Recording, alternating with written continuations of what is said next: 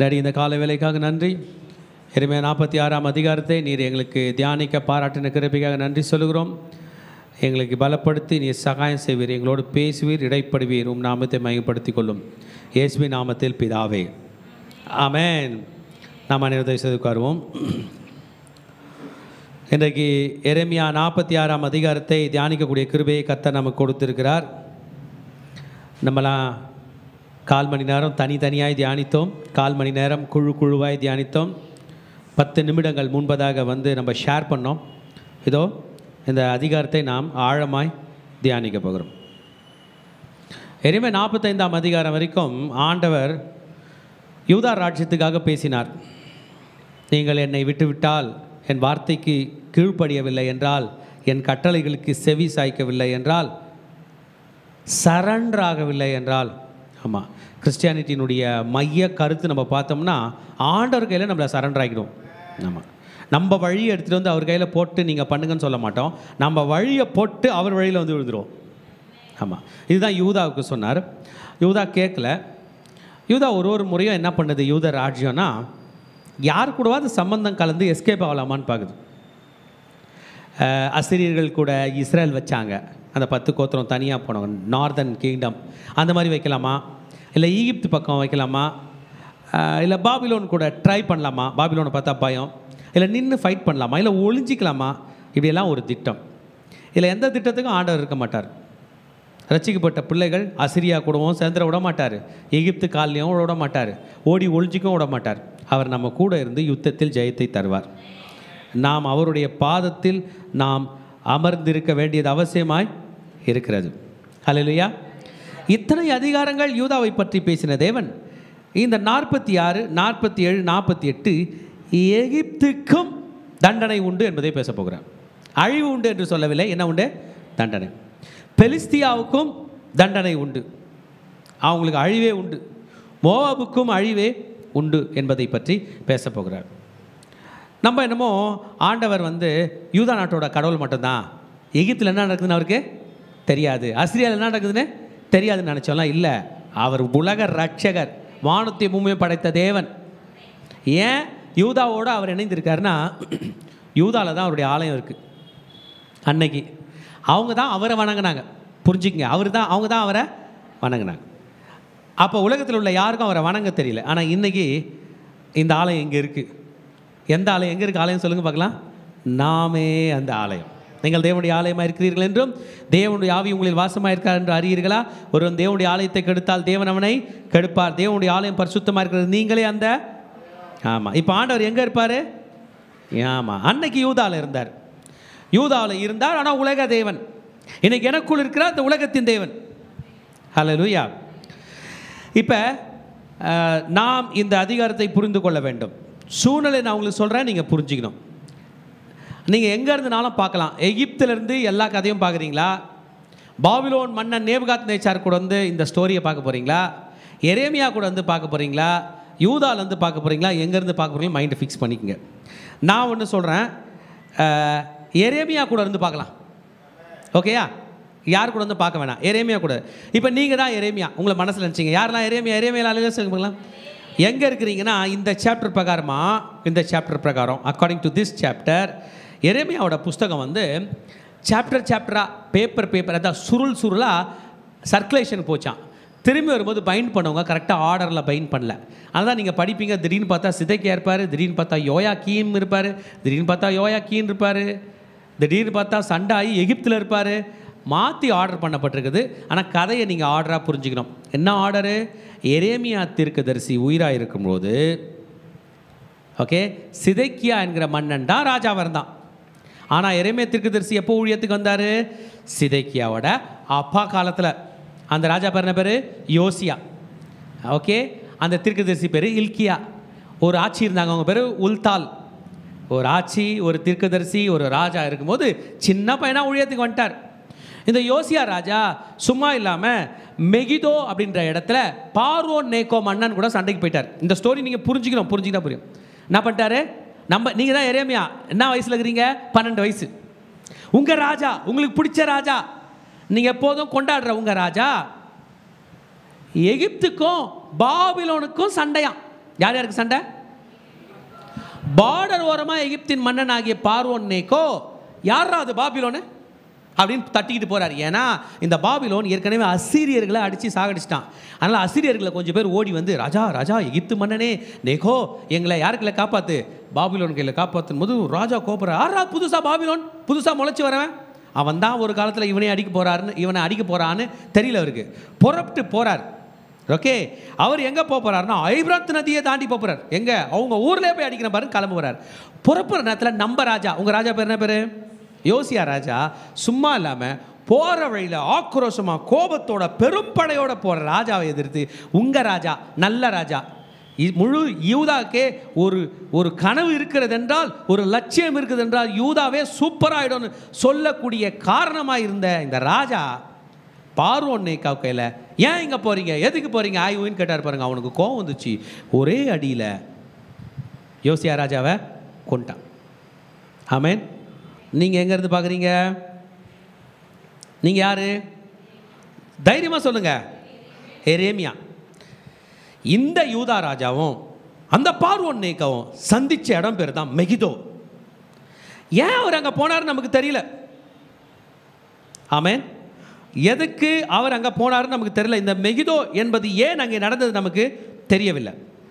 சிலர் சொல்கிறாங்க, இந்த சாப்டருக்குள்ளே போகிறதுக்கு மாதிரி இந்த வரலாறு வந்தால் தான் உங்களுக்கு புரியும். சிலர் சொல்கிறாங்க ஊரே குழப்பத்தில் இருந்துச்சு, அசிரியர்கள் ஏற்கனவே அவுட்டு. யார் இந்த அசிரியா? நீங்கள் இருக்கீங்களே யூதா, உங்கள் அண்ணனுங்க 10 பேர் இருந்தாங்களே, அவங்களெல்லாம் அடித்து சிறப்பிடிச்சிட்டு போயிட்டான். அவன் தான் அசிரியன். அவனே அவுட்டு. இப்போ யார் கையில்? பாபிலோன் கையில். புதுசாக பாபிலோன் ஒன்று உருவாகி அசிரியர்களை கொள்கிறாங்க. இந்த நேரத்தில் யோசியா ராஜா ஊரே குழப்பத்தில் இருக்கும்போது, நம்மளும் போய் பார்வோன் கூட எங்கன்னா சண்டை கிட்ட போட்டு நாட்டை வளர்க்கலாமான்னு நினச்சிருப்பாரோ அப்படின்னு சிலர் சொல்கிறாங்க. ரைட்டா? சிலர் சொல்கிறாங்க எதனா பேச போயிருப்பார், அவரை வெல்கம் பண்ண போயிருப்பார். யாரை? பார்வோன். அவன் பேசவே இல்லைங்க. பேசாமலே படையை விட்டு இந்த இவரோட படையை அடிச்சுட்டு அவரை கொண்டு விட்டான். ஆமேன். எந்த இடத்துல முடிஞ்சிச்சுது? Battle of மெகிதோ. மறக்கக்கூடாது. உங்கள் ராஜா யோசியா ராஜா இறந்தது. அவரை அவங்க உடனே தூக்கி கொண்டு எருசலேமுக்கு வந்துட்டாங்க. இது எங்கே இருக்குன்னா 2 ராஜாக்கள் 23ஆம் அதிகாரம் 29-30 வசனம் படிங்க. எவன் நாட்களில் யோசியாவின் நாட்களில் எகிப்தின் ராஜாவாகிய பார்வோன் நேக்கோ அசீரியா ராஜாவுக்கு விரோதமாய் ஐபிராத் நதிக்கு போகிற போது ராஜாவாகிய யோசியா அவனுக்கு எதிராக புறப்பட்டான். பார்வோன் நேக்கோ அவனை மெகிதோவிலே கண்டபோது அவனை கொன்று போட்டான். மரணமடைந்த அவனை அவனுடைய ஊழியக்காரர் ரதத்தின் மேல் ஏற்றி மெகிதோவிலிருந்து எருசலேமுக்கு கொண்டு வந்து அவன் கல்லறையில் அடக்கம் பண்ணினார்கள். அப்பொழுது தேசத்தின் ஜனங்கள் யோசியாவின் குமாரனாகிய யோவகாசை அழைத்து அவனை அபிஷேகம் பண்ணி அவன் தகப்பன் ஸ்தானத்தில் அவனை ராஜாவாக்கினார்கள். யார் அவுட்டு? யோசியா. இப்போ யார் ராஜாவாயிட்டாரு? குமாங்க யோவகாஸ். மறக்கக்கூடாது. உங்கள் ராஜாவோட பையன் பேர் கூட ஞாபகம் வச்சுக்க மாட்டீங்களா? என்ன பேருங்க அவன் பேர்? யோவகாஸ். இவர் பேர் என்ன பேருங்க? யோவகாஸ். இந்த யோவகாஸ் வெறும் சில மாதம்தான், 3 மாதம் தான் இருந்தார். எத்தனை மாதம்? 3 மாதம்தான். அந்த பார்வோன் நேக்கோ அப்பாவை கொண்டானே, அவனே இவரை கூட்டு போய் எகிப்தில் கூட்டு போய் வச்சிருந்து என்ன பண்ணான்னு தெரில, ராஜா பிள்ளையும் செத்துட்டான். நீங்கள் கோபமாக இருப்பீங்களா? எப்படி இருப்பீங்க? நீங்கள் தான் எரேமியா தீர்க்கதரிசி. எவ்வளோ கோபமாக இருப்பீங்க? ஆனால் ஊர் ஜனம்லாம் எகிப்துக்கு தான் போக வேண்டியது. நீங்கள் என்ன சொல்வீங்க? எங்கள் ராஜாவை கொண்டாலும் அங்கே தான் போவோம், அவங்க பையனை கொண்டாலும் அங்கே தான் போவோம். உங்கள் ஆண்டவர் உங்களுக்கு சப்போர்ட் பண்ணுவாரா? ஜனங்களுக்கு சப்போர்ட் பண்ணுவாரா? உங்களுக்கு சப்போர்ட் பண்ணுவார். ஆண்டவருக்கு ரொம்ப வருத்தம். நேக்கோ மேலே ரொம்ப கோவம். நேக்கோ நீ பெரிய ஆள் தான், மறந்துடாதீங்க. எகிப்து படை ஆப்பிரிக்கா படைகள். ஒல்லி பிஸ்குமாக இருப்பாங்களா? வாட்டம் சாட்டமாக காட்டா மோட்டானா இருப்பாங்களா? ஆமாம். அந்த தைரியத்திலே உலகத்தை ஆட்சி செய்து கொண்டு இருந்தார்கள். ஏற்கனவே 4000 வருஷத்துக்கு மேலே சூப்பர் பவர். இன்றைக்கி வெள்ளாக்காரங்களோட மோத போகிறாங்க. யார்? பாபிலோனோட மோத போகிறாங்க. இவங்க தான் ஜெயிப்பாங்கன்னு அவங்க நினைக்கிறாங்க. இஸ்ரவேலரெல்லாம் அடிக்கிறாங்க. என்ன ஆக போகுது நமக்கு தெரியல. இவன் பேர் என்ன பேருங்க? யோவகாஸ். யோவகாஸுக்கு பிறகு அவன் சகோதரனாகிய யோயாக்கீம் ராஜாவாகிறான். யாருங்க? யோயாக்கீம். இவர் 11 வருஷம் ராஜாவாகியிருந்து என்ன ஆச்சுன்னே தெரில, அவர் செத்து போயிட்டார். யோயாக்கீம். ஆமேன். பிறகு யோயாக்கீன் ராஜா வர. யோயாக்கீன். இந்த யோயாக்கீன் மறக்கக்கூடாது. இந்த யோயாக்கீன் 3 வருஷம் 10 நாள் தான் ராஜபாரம் புரிஞ்சார். இந்த யோயாக்கீனுக்கு ஒரே குழப்பம். எகிப்து பக்கம் போகிறதா, பாபிலோன் பக்கம் போகிறதா, எங்கே போகிறதுனே தெரில. பாபிலோன் மன்னன் எகிப்தியை அடித்து முடிச்சிட்டான். அந்த ஸ்டோரி இப்போ வரேன். எகிப்தியை அடித்து முடிச்சுட்டு எருசலேமுக்குள்ளே வரான். அவன் எகிப்தை அடிப்பதற்கு காரணம், எருசலேமுக்குள்ளே வருவதற்கு காரணங்களே நான் உங்களுக்கு சொல்கிறேன். இப்போ யார் ராஜாவாயிட்டார்? யோயா கீன். இந்த யோயா கீன் ராஜாவாக இருக்கும்போது நேபுகாத்நேச்சார் படைத்தளபதி வருகிறான். வந்து எருசலேமை முற்றுகை பிடித்து விட்டு அவனை கூட்டி கொண்டு போய்விட்டான். அவனை அவன் ஒய்ஃபை பிள்ளைங்களாம் என்ன பண்ணான்? விலங்கிட்டு கூட்டி கொண்டு போயிட்டான். உயிரா உருப்படியா அடிமையாக தப்பிச்சு போன ஒரு ராஜா தான் இவர். புரிஞ்சிச்சிங்களா? அவன் போவதற்கு முன்பாக சிதக்கியா என்று ஒருவனை, இவங்க சொந்தக்காரனை, இவங்க சித்தப்பாவை கூப்பிட்டு ராஜாவாக அபிஷேகம் பண்ணிட்டு போனான். என்ன சொன்னான்னா, நான் உன்னையும் அடிக்கலை ஊரையும் அடிக்கலை, மாதம் மாதம் கரெக்டாக கப்பம் கட்டு, இதான் விஷயம். போயிட்டான். விஷயம் புரிஞ்சிச்சிங்களா உங்களுக்கு? ரைட். இப்போ நீங்களும் நானும் புரிந்து கொள்ள வேண்டிய ஒரு விஷயம், ஏற்கனவே ஒரு பாலிட்டிக்ஸ் நடந்துனுக்குது. யாருக்கும் யாருக்கும்? ஈஜிப்துக்கும் பாபிலோனுக்கும் நடக்குது. இதுக்கு நடுவில் இஸ்ரேல் மாட்டிக்குது. ஏன்னா ஈஜிப்ட் போகும்போதும் இந்த வழியாக தான் போகணும், இவங்களை அடிக்க பாபிலோன் வரும்போதும் இந்த வழியாக தான் வரணும். இதைத்தான் இப்போ தீர்க்கதரிசி எக்ஸ்பிளைன் பண்ண போகிறார். ஹல்லேலூயா. உங்களுக்கு புரிஞ்சிச்சா? உங்களுக்கு பாலிட்டிக்ஸ் புரிஞ்சிச்சு, அந்த நாட்டில் உள்ள சூழ்நிலைகள் உங்களுக்கு புரிந்து விட்டது. நீங்கள் எரேமியாவை நின்று உங்கள் காலத்தை பார்க்குறீங்க. பார்வோன் மன்னன் பார்வோன் நேகோ அங்கே இருக்கிறான், திரிகிறான், பெருமையில் திரிகிறான். பாபிலோன் யார் அங்கன்னு கேட்குறான். இன்னும் சண்டை ஸ்டார்ட் ஆனால் தான் தெரியும் அவர் வீக்கா ஸ்ட்ராங்கானு. 2 ராஜாக்களை கொன்று விட்டான். யாரை? யோசியாவையும் கொன்று விட்டான், யோவகாசையும் கொன்று விட்டான். ஓகே, யுத்தம் நடந்த இடம் பேர் மெகிதோல். மறக்க மாட்டீங்களே, மெகிதோலை உங்கள் ராஜாவை நீங்கள் மறந்த இடம். இந்த கோணத்தில் இந்த இன்ட்ரோடக்ஷனோட என்னைய சாப்டருக்கு நம்ம வரப்போகிறோம். எரேமியா 46ஆம் அதிகாரத்தை எடுத்துக்கொள்வோம். எரேமியா 46ஆம் அதிகாரத்துக்கு நான் ஒரு தலைப்பு கொடுப்பேன். கர்த்தரே ஆண்டவர் என்பதை உலகம் அறிந்து கொள்ளும் தலைப்பு. ஆமென். இன்னைய சாப்டருக்கு சேர்த்து சொல்லணும்னா, கர்த்தரே தேவன் என்பதை எகிப்து அறிந்து கொள்ளும். ஹல்லேலூயா. உலகம் அறிந்து கொள்ளும், ஆனால் எது அறிந்து கொள்ளும்? எகிப்து அறிந்து கொள்ளும். யெகோவா தான் தேவன் என்பதை 1-12 வசனம் வரைக்கும் முதல் பகுதியாக எகிப்தின் தோல்விகள் என்பதை பற்றி பேச போகிறேன். 13ஆம் வசனத்தில் 26ஆம் வசனம் வரைக்கும் எகிப்து பாபிலோனால் தாக்கப்பட்டது என்பதை பற்றி பேச போகிறேன். 27-28 மூன்றாவது பகுதி கர்த்தரின் ஆறுதல் இஸ்ரவேலுக்கு என்பதை பேச போகிறேன். 3 பகுதியிலாக நாம் பிரித்து பேச போகிறோம். நாம் அதிகாரத்துக்குள் பிரவேசிப்போம். முதலாவதாக இந்த அதிகாரத்துக்குள் போவதற்கு முன்பதாக ஒரு யுத்தத்தை பற்றி பேச போகிறேன். இப்போ தான் மெகிதோ பற்றி பேசினேன். மெகிதோ என்பது யாருக்கும் நடந்த சண்டை? பார்வோன் நேகோ, எகிப்தும் யூதா யூதா உள்ள உங்கள் ராஜா யோசியாவுக்கு நடந்தது தான். இங்கேயே நம்ம பார்டர்லேயே நடந்தது. ஆனால் கர்கமேஷ் என்கிற ஒரு யுத்தத்தை பற்றி நீங்கள் புரிந்து கொள்ள வேண்டும். இந்த யுத்தம் பேர் என்ன பேருங்க? கர்கமேஷ். இந்த கர்கமேஷ் என்கிற யுத்தம் என்னவென்றால், பார்வோன் நேகோ தன் நாட்டை விட்டு பாலஸ்தீனாவை கடந்து மிடில் ஈஸ்டை கடந்து கேபார் நதி அண்டையில் இருக்கிற பாபிலோன் கிட்ட அவங்க கதவு வாசலில் போய் சண்டைக்கு போகிறார். அந்த யுத்தத்துக்கு பேர் தானே பேருங்க கர்கமேஷ். Deep inside Nile. நாங்கள் நைல் நதிடா, நீ கேபார் நதினா நாங்கள் நைல் நதி, வெள்ளம் போல புரண்டு வருவோம். கேபார் ஐபிராத்தோட கனெக்ஷனில் வர்றது. நீ கேபார் என்றால் நான் நைல் நதி என்று வெள்ளம் போல புரண்டு போகிறார். போகிறவர் பாபிலோனிடம் இருந்திருக்கிறார். ஏறக்குறைய 4 ஆண்டுகள் கர்கமேஷிலே சத்தம் போட்டு திரிந்து கொண்டிருக்கிறார். யார் அவன்? பாபிலோன். யார் அவன்? அவன் எழும்பி வந்தான்னா என்னன்னு அவருக்கு தெரியல. சின்ன பையன், நேற்று பேஞ்ச மழையில் இன்னைக்கு முளைச்ச காளான். இந்த எகிப்துக்கு முன்பதாக மோதினவன் யார்? இது மட்டும் இல்லாமல் இவருக்கு பலமூட்டத்தக்கதாக இந்த பாபிலோன் ஏற்கனவே அசிரியாவை வீழ்த்தி விட்டது. அந்த அசிரிய மன்னர்கள் எல்லாம் ஓடி போய் எகிப்தில் தஞ்சம் புகுந்திருக்காங்க. இப்போ அவங்களும் ஆர்மியில் சேர்ந்துருக்காங்க. எல்லாம் ஒன்றா சேர்ந்து பாபிலோனை எதிர்கொள்ள போகிற அந்த இடம்தான் கர்கமேஷ். இதையும் மறக்கக்கூடாது. The battle at Carchemish. Amen. இந்த யுத்தம் ஸ்டார்ட் ஆச்சா ஸ்டார்ட் ஆகலையா எனக்கு தெரில இந்த பீரியடில். ஆனால் நம்ம தீர்க்கதரிசி ரிசல்ட் சொல்கிறார். பிளட் டெஸ்ட் கொடுக்கவே இல்லை, பார்த்ததும் ரிசல்ட் சொல்கிறாங்களே, அந்த மாதிரி எதுவும் நடக்கவே இல்லை, ரிசல்ட் சொல்கிறார் பாருங்கள். முதல் பகுதி இந்த தீர்க்க தரிசனத்துக்கு கர்த்தர் நம்மை அழைக்கிறார். தீர்க்கதரிசி சொல்கிறார், புறஜாதிகளுக்கு விரோதமாக எரேமியா தீர்க்கதரிசிக்கு உண்டான கர்த்தருடைய வசனம். அதான் நான் சொன்னேன். இந்த சாப்டரு இதோட முடிய போகிறதுல 47-48 வரைக்கும் கண்டினியூ ஆகி மீதி உள்ள 2 நாடுகளை பற்றியும் சொல்ல போகிறது. யார்? எகிப்து, பெலிஸ்தியா, மோவா பற்றியும் சொல்ல போகிறது. என்ன சொல்லுகிறார் புறஜாதிகளுக்கு? அதில் எகிப்தை பற்றி இன்றைக்கு ஸ்டார்ட் பண்ணுறார் 46ஆம் அதிகாரத்தில். ஐபிராத் நதி அண்டையிலே, ஓகே அண்டர்ஸ்டாண்ட், கர்கேமிஸிலே. அப்போ கர்கேமிஸ்ன்றது எங்கே இருக்குது? ஐபிராத். ஐபிராத் நதி எங்கே ஓடுது? பாபிலோனில். பாபிலோன் இன்றைக்கி எங்கே இருக்குது? ஈராக்கில். மறக்கூடாது. பாபிலோன்றீங்களே, பாபிலோன் இன்றைக்கி எங்கே இருக்குதுன்னு கேட்டால் எங்கே இருக்குது? ஈராக். ஓகே, ஐபிராத் நதி இன்றைக்கி எங்கே ஓடுது? ஈராக்கில் ஓடுது.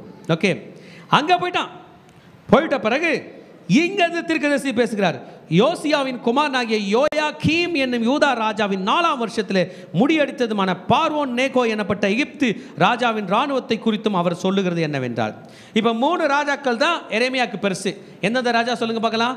முதல்ல அவங்க ராஜா யோயா, முதல்ல யோசியா, பிறகு யோவாகாஸ், யோவாகாஸுக்கு பிறகு இப்போ யோயாக்கீம் இருக்கிறார். யோயாக்கீம் இப்போ தான் தீர்க்கதரிசி வரார், ப்ராஃபஸி வருது. யோயாக்கீமை பற்றி பேசுகிறாரு. இன்னொருத்தன் யார்? பார்வோன் நெகோ. ஏற்கனவே 2 பேரை கொண்டுட்டுருக்கான். யோசியாவை கொண்டுட்டான். இன்னொருத்தன் யார்? யோவாகாஸை கொண்டுட்டான். யோயாக்கீம் இருக்கார், உயிராக இருக்கார். இன்னும் பாபிலோன் வரல. பாபிலோன் முளைக்கலை. இல்லை முளைச்சதை இவங்க யாரும் பார்க்கல. இப்போ பார்வோன் கங்கணம் கட்டி திரிகிறார். சண்டைக்கு போகிற நேரத்தில் எகிப்து மன்னன் கோபம் ஆகிறதுக்கு ஒரு காரணம் என்னென்னா, அவர் சண்டைக்கு கிளம்பி போகிறார், ஆக்ரோஷமாக போகிறார். இவன் குறுக்க வந்து தடுத்தான், அதான் அவருக்கு கோபம். இவர் தடுத்ததுனால பல வருஷம் டிலே ஆச்சான் இவர் சண்டை போய் ஸ்டார்ட் பண்ணுறது. ஒருவேளை இவன் தடுத்துடலைன்னா நான் ஜெயிச்சிருப்பேன், என்னை ஏன் தடுக்கிறான்ற கோபம் இவருக்கு இருந்துச்சு. நான் ஒரு இதுக்கு போகும்போது நீ ஏன் குறுக்க வர, அவ்வளோ கோபம் அது. அதனால் கர்கமேஷ் யுத்தமே டிலே ஆகுது. நம்ம ஹிஸ்ட்ரி படித்து பார்த்தோம்னா என்றைக்கு ஸ்டார்ட் பண்ணோமோ அன்றைக்கி ஸ்டார்ட் ஆகலை, டிலே ஆகுது. அதுக்கு காரணம் நம்ம ராஜா பேர் சொல்கிறாங்க. இந்த நம்ம யோசியா ராஜா போய் அவர் என்ன பண்ணிட்டார்?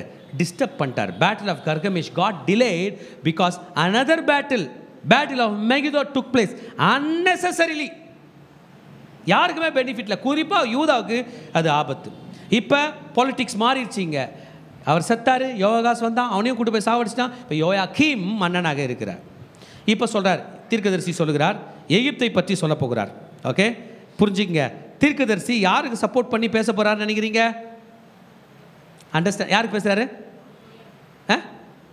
பாபிலோனுக்கு. புரிஞ்சுங்க. என் கூட இருக்கிறீங்களா? யாருக்கு சப்போர்ட் பண்ணுறாரு? இவ்வளோ நேரமே யாருக்கு தான் சப்போர்ட் பண்ணுறாரு? தன் ஜனத்தையே எங்கே போய் சரண்டர் ஆக சொன்னார்? பாபிலோன். இப்போ புரிஞ்சுக்கணும், தீர்க்கதரிசி யாருக்கு சப்போர்ட் பண்ணுறாரு? தீர்க்கதரிசி பாபிலோனுக்கு சப்போர்ட் பண்ணுறதுனால ஆண்டவர் சப்போர்ட் பண்ணுறாரா, இல்லை ஆண்டவர் சப்போர்ட் பண்ணுறது தீர்க்கதரிசி சொல்கிறாரா? எஸ். அப்போ இந்த பாபிலோன் எழும்புவதற்கு காரணம் கர்த்தரே. அல்லேலூயா.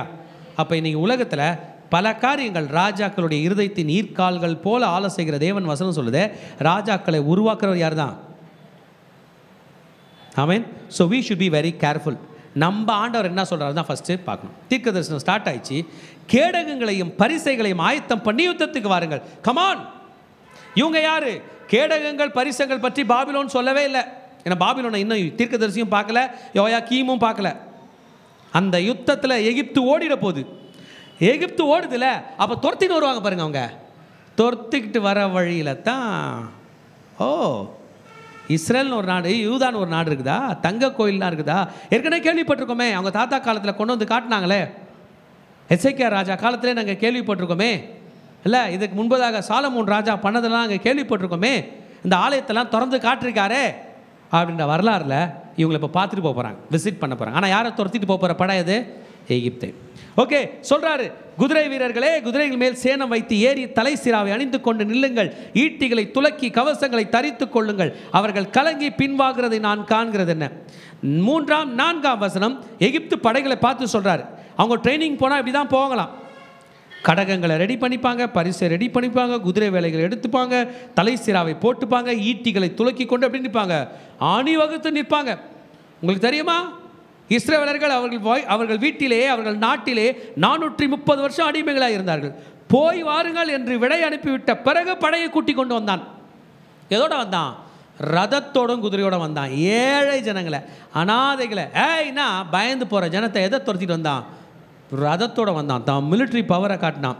தீர்க்கதரிசி சொல்கிறார், வா உன் மிலிட்ரியை கூப்பிட்டுக்கோ, படைகளை கூட்டிக்கொள். ஆனால் நான் காண்கிறது என்ன? அவர்கள் கலங்கி பின்வாங்கிறதை நான் காண்கிறது என்ன? கிளம்புறாங்க, ஆனால் என்ன பண்ணுறாங்க? அப்படி என்னதான் இருக்குது வடக்கில்? எகிப்தே நீ புறப்பட்டு வடக்கு பக்கம் போகிறாய், ஐபிராத் நதி அண்டைக்கு சண்டைக்கு நீ அவன் வீட்டு வாசல் அண்டைக்கு போகிறாய். நீ கலங்குகிறது என்ன? சுற்றிலும் உண்டான பயங்கரத்தின் நிமித்தமும் அவருடைய பராக்கிரமசாலிகள் முறியும் உண்டு திரும்பி பாராமல் ஓட்டமாய் ஓடி போகிறார்கள் என்று கர்த்தர் சொல்கிறார். நான் நினைக்கிறேன் எரேமியா தீர்க்கதரிசி கண்ணை மூடிட்டு டிவியில் பார்க்குற மாதிரி பார்க்குறாரு போல. கிளம்புனவங்க ஓடி போகிறார்கள். ஹல்லேலூயா. ஆக கர்கமிஷில் என்ன நடக்குது? யுத்தத்திலே தோல்வி நடக்கிறது. ஹல்லேலூயா. செப்டுஜென்ட் வெர்ஷன், நம்ம பைபிள் வந்து செப்டுஜென்ட் வெர்ஷனில் இதை கரெக்டாக ஆர்டர் பண்ணப்பட்டு இருக்கிறது. எரேமியா தீர்க்கதரிசி தேசங்களுக்கு விரோதமாக பேசுகிற குரல். எகிப்துக்கு ஸ்டார்ட் பண்ணார். Egypt, your political influence is going to be lost. நீண்ட நாளாக உலகத்தை ஆண்டு கொண்டிருந்த உன்னுடைய அந்த அரசியல் செல்வாக்கு இன்றோடு முடிவடைய போகிறது. ஹல்லேலூயா. ஏன்? என் தேசத்தில் உள்ள நல்ல ராஜாவாகிய யோசியாவை நீ கொன்றாயே. ஒரு விரோதமும் இல்லாதபடி, ஒரு பொல்லாப்பும் நினைக்காதபடி வந்து எங்கள் மன்னனை நீ கொன்றாயே. ஐபிராத் நதி கடை கண்டைய போகிறாய். ஐபிராத் நதியும் கேபார் நதியும் ஒன்றாய் இணைகிற அந்த ஜங்ஷனையும் தாண்டி உள்ள இருக்கிறது அந்த கர்கமிஷ் என்கிற இடத்துல. ஹல்லேலூயா. சிரியா நாட்டினுடைய பார்டரில் இந்த சண்டை நடக்க போகிறது. பார்வோன் நேகோ, யோசியா ராஜாவை கொன்ற பார்வோன் நேகோ தன் படையுடன் கூட தப்பித்து திரும்பி ஓடுகிறதை நான் காண்கிறேன். எரேமியா 46ஆம் அதிகாரத்தில் சொல்லப்பட்டிருக்குது. கிமு 605 இது நடக்கிறது. துருக்கிக்கும் சிரியாவுக்கும் பார்டரில் இந்த சண்டை நடக்குது. இன்னைய மாடர்ன் சிரியா அண்ட் துருக்கி பார்டரில் ஈஜிப்டு பயந்து ஓடுகிறதை நாம் காண்கிறோம். அவருடைய பேட்டில், அவர் விட்ட சத்தம், நேகோ விட்ட சத்தம், பட்டயத்தை தயார்படுத்தி கொள்ளுங்கள், கேடகங்களை தயார்படுத்தி கொள்ளுங்கள் என்று சொல்லுகிற இந்த சத்தம், பெரும் ஆயுதத்தையும் சேர்த்துக்கொள், சிறு ஆயுதத்தையும். இதில் மெகன் என்று சொல்லி ஒரு ஆயுதத்தை பற்றி சொல்லப்பட்டிருக்குது. அது சின்ன ஆயுதமா. சினாட் என்று சொல்லி ஒரு ஆயுதம் சொல்லப்பட்டிருக்குது. அது பெரிய ஆயுதமா. பெரிய வெப்பனையும் எடுத்துக்க, சின்ன வெப்பனையும் எடுத்துக்க. பெரிய வெப்பன் வந்து தூரத்தில் இருக்கிறவன் அட்டாக் பண்ணுறதுக்கு, சின்ன வெப்பன் பக்கத்தில் இருக்கிறவன் அட்டாக் பண்ணுறதுக்கு. கம் ஆன், ஸ்டார்ட், ரெடி என்று சொல்லும்போது this appointed army is going to be pain struck. சந்தோஷமாக ஸ்டார்ட் பண்ணவங்க வலியினால் கீழே விழப்போகிறார்கள். தீர்க்கதரிசி சொல்லுகிறார், அவர்கள் விழுந்தார்கள். எல்லா படையுடனும் எல்லா ஆயுதங்களுடன் பெருமையுடன் போகிற எகிப்தே, நீ இன்றைக்கு அவமானத்தின் ஓட்டம் ஓடப் போகிறாய். நீ இன்றைக்கு மேற்கொள்ளப்பட போகிறாய். திரும்பி பார்க்காமல் நீ ஓடக்கூடிய நிலை வரப்போகிறது. You are going to show a full retreat against Babylonians. உன்னை எதிர்க்கிற பாபிலோனுக்கு முழுவதுமாய் ஓடி போகிறாய். ஆமென். ஹல்லேலூயா. இதுதான் ஈஜிப்டு. ஆனால் இது வரைக்கும் நமக்கு தெரியாத ஒரு ஆர்மியை பற்றி தீர்க்கதரிசனம் சொல்ல போகிறார். ஸோ ஈஜிப்ட் வந்து சூப்பர் பவர். அவங்களுக்கு இன்டெலிஜென்ட் சோர்சஸ்லாம் இருந்திருக்கும். ஆனால் அவங்க கூட பாபிலோனோட பவரை படிக்கல. நம்ம தீர்க்கதரிசி சொல்கிறார் பாருங்க, 6ஆம் வசனம். வேகமாய் ஓடுகிறவன் ஓடி போக வேண்டாம், பராக்கிரமசாலி தப்பி போக வேண்டாம். வடக்கே ஐபிராத் நடையண்டையிலே அவர்கள் இடறி விழுவார்கள். என்ன அர்த்தம்? ஐபிராத் நதியே தாண்டி என் பார்டரில் வந்திருக்க, ஓடுறவன் ஓடி போக வேணாம். அப்படி ஓடினாலும் நதி வரைக்கும் ஓட்டும், அங்கே இடறி விழுந்தாகணும். யாருடைய பராக்கிரமசாலிகள்?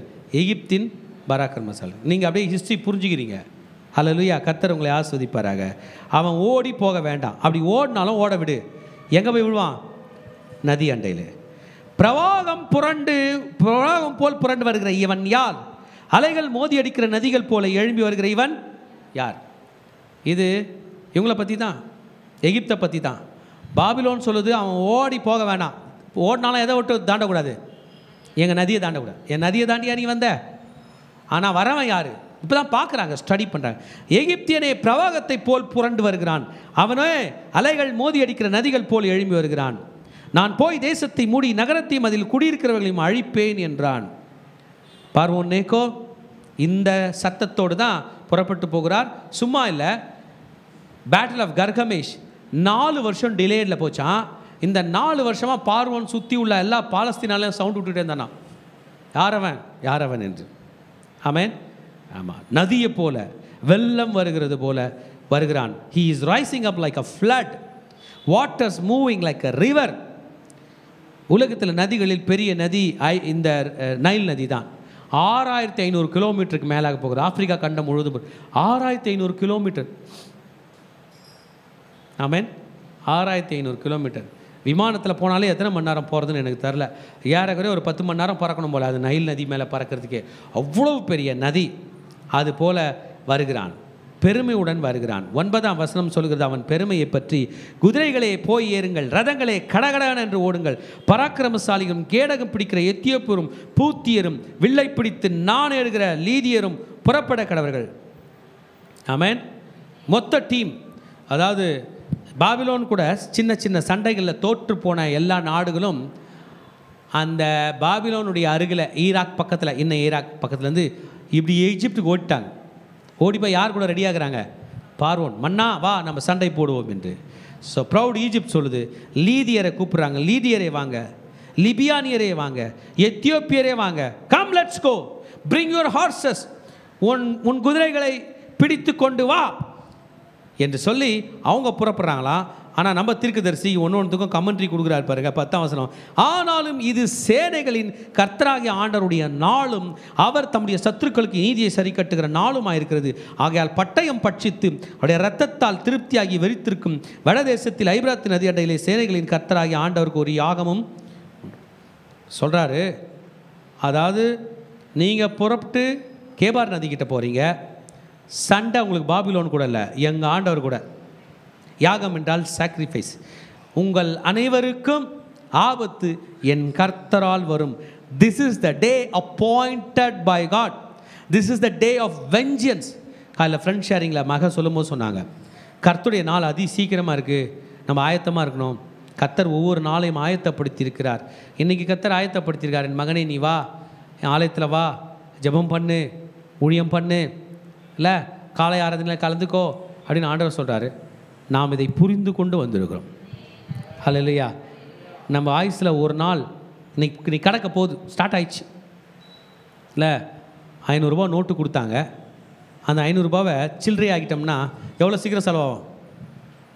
நீங்கள் மார்க்கெட்டில் இருக்கிறீங்கன்னு வச்சிங்க, ட்ரேட் ஃபேரில் இருக்கீங்க, எதை பார்த்தாலும் வாங்கணும்னு தோன்ற இடத்துல இருக்கிறீங்க, 500 ரூபா உடச்சிட்டிங்க, சில்லறை ஆகிட்டீங்க, செலவமாக அதா வா ஜூஸ் குடிக்கலாம், ஒரு ஸ்நாக்ஸ் வாங்கிக்கோ, ஒரு பேனா வாங்கிக்கோ. அப்படி போல் இன்னைய நாள் உடைச்சிட்டோம். அல்லேலூயா. அன்றைக்கி தேதி 14 இல்லை, 14th ஸ்டார்ட் ஆயிடுச்சு. இதை 24 பாகமாக ஆண்டவர் உடைக்க சொல்லியிருக்காரு. 24 பாகமாக உடைக்கணும். இந்த 24 பாகமும் ஒன்று ஒன்றா எடுத்து 60 உடைக்கலாம், துண்டு துண்டு துண்டா. இப்போ அந்த 24ல் 10 ஏற்கனவே உடைச்சிட்டோம், 11வது உடைச்சிக்கிறோம், 13 காலி பண்ணிக்கிறோம் இந்த 60 நிமிடங்களில். ஆமாம், இதை வேஸ்ட் பண்ணலாமா? அவர் எந்த நாளை எந்த நிமிஷத்தை குறிக்கிறாரோ அதை யூஸ் பண்ணலாமா? அல்லேலூயா. யூஸ் பண்ணோன்னா அவர் சொல்கிறத கேட்கணும். எல்லாருக்கும் இதே தான். பணக்காரனுக்கு அதிக நேரம், ஏழைக்கு குறைவான நேரம் அல்ல. பலம் உள்ளவனுக்கு அதிக நேரம், பலவீனனுக்கு குறைந்த நேரம் அல்ல. அதே நேரம் தான் எல்லாருக்கும் அதே நேரம் தான். அதில் அவர் ஒரு திட்டம் வச்சுருக்காரு. The day of the Lord. Amen. Egypt கேட்க போகிறதில்ல, கேட்குன்றீங்க. கூட இருக்கிற லீதியர், எத்தியோப்பியர் கேட்பாங்கன்றீங்க, லிபியர் நோ, யூதாவே கேட்க போகிறதில்ல. அவங்க நாட்டு யோயாக்கீம் கேட்க போகிறது. யோயாக்கீம், உன்னோட டைமை பார்த்துக்கோ, முடியுது, செலவு பண்ணிக்கிட்டே இருக்க, பணத்தை செலவு பண்ணுறதை விட அதிகமாக நேரத்தை செலவு பண்ணிக்கிட்டே இருக்கிற, உன் நிலை கஷ்டம். ஏன்? யோயாக்கீம் இன்னமும் தன் தகப்பனை கொலை செய்த, தன் தாத்தாவை கொலை செய்த, தன் அண்ணனை கொலை செய்த, தன் தகப்பனை கொலை செய்த அவனை தான் நினச்சிட்டு இருக்க போகிறான். This is the day of the Lord. This is the day of vengeance. God is angry. ஆண்டவர் கோபமாக இருக்கார். ஈஜிப்ட் உன் மேலே கோபமாக இருக்கிறார். Today is the day. இந்த நாள் எவ்வளோ பெரிய படை வந்தாலும் அந்த படை தனக்கு புதிராய் திரும்பி ஓட வேண்டிய நேரம்தான். Egypt's army has to take an unexpected turn. நம்ம தான் வெற்றி பெற்று திரும்புன்றவங்க திரும்பி ஓட வேண்டிய நிலைக்கு இருக்கிறார்கள். ஏன்? இது கர்த்தருடைய நாள், இது கர்த்தருடைய நேரம். அந்த பட்டயத்துக்கு மகிழ்ச்சியாக, அந்த பட்டயம் வெறி கொண்டு இருக்கிறதா. வடக்கே இருந்து அவர்களுக்கு ஆபத்து வருகிறது. இப்போ தப்பித்து ஓடுறாங்க. சண்டை ஸ்டார்ட் ஆயிடுச்சு. எரேமியா தீர்க்கதரிசி ஃபைட்டை பற்றி பெருசாக கமெண்ட்ரி கொடுக்கல. ஆனால் போனவன் திரும்புகிறான். எந்த பக்கம் திரும்ப போகிறான்? அதே பார்டர் பக்கம் திரும்புகிறான். மெகிதோ வழியாக திரும்புவான். கர்கமேஷில் தோற்று எது வழியாக வர திரும்புகிறான்? மெகிதோவில் யாரை சாவடிச்சிருக்கான்? ஏற்கனவே யோசியாவும் சாவடிச்சிருக்கான். இவங்க பையனை யோவாகாசை எகிப்து கொண்டு போக சொல்லி அங்கே வச்சு சாவடிச்சிருக்கான். போகிற வேலை உங்களுக்கு பயங்கரமான அடி, பயங்கர கத்தி குத்து வெட்டு. யூதாவில் ஒரு ஃபேமஸான இடம் இருக்குது, அது பேர் கீலேயாத். கீலேயாத்தின் பிசின் தைலம். அது பட்டா என்ன ஆகும்? ஹீலிங் ஆகும். இப்போ ஓடுறவங்களாம் இங்கே ஹாஸ்பிட்டல் ட்ரீட்மெண்ட்டுக்கு வராங்க. எங்கே வராங்க? ட்ரீட்மெண்ட் கீலேயாத் பக்கம் வராங்க. யூதாவில் கீலேயாத் கிட்ட வந்து திரளான அவிழ்தங்களை வாங்குறாங்க, நிறைய மெடிசன் வாங்குறாங்க. கண்ணில் அடிப்பட்டதுக்கு ஒரு மெடிசனு, காலில் பட்டதுக்கு மெடிசனு எல்லாம் வாங்குறாங்க. எதுக்குள்ளே வந்து போகிறாங்க? யூதாக்குள்ளே. யூதர்களை வெல்கம் பண்ணுறாங்க. அண்ணா வாங்க, எகிப்தண்ணா வாங்க, என்னாச்சு, வாங்க வாங்க, மருந்து போட்டுங்க, இங்கே மருந்து போட்டுங்க, இந்த ஹாஸ்பிட்டலுக்கு போங்க.